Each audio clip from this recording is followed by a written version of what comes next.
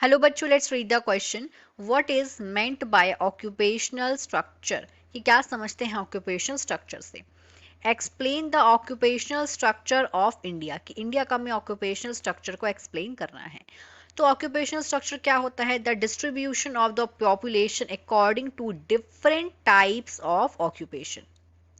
कि डिस्ट्रीब्यूट करना पॉपुलेशन को डिफरेंट डिफरेंट टाइप के जो ऑक्यूपेशन है उनमें पॉपुलेशन को डिस्ट्रीब्यूट करना. तो इंडिया की अगर हम बात करें, भारत की, तो यहाँ पे क्या है, तीन तरीके के सेक्टर्स हैं. प्राइमरी सेक्टर, सेकेंडरी सेक्टर और टर्शरी सेक्टर.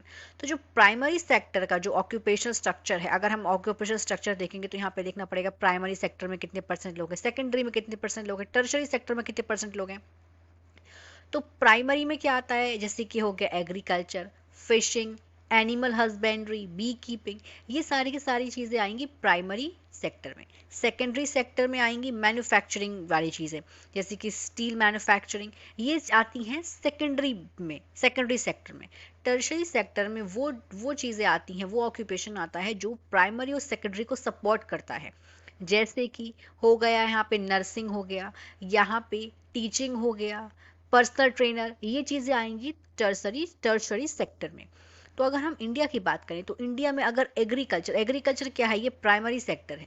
तो प्राइमरी सेक्टर में इंडिया की 64% पॉपुलेशन जो है वो एग्रीकल्चर करती है. तो वहीं अगर हम सेकेंडरी की बात करें तो 13% जो लोग हैं इंडिया पॉपुलेशन की, 13% जो पॉपुलेशन है इंडिया की आबादी है वो सेकेंडरी सेक्टर में वर्क कर रही है.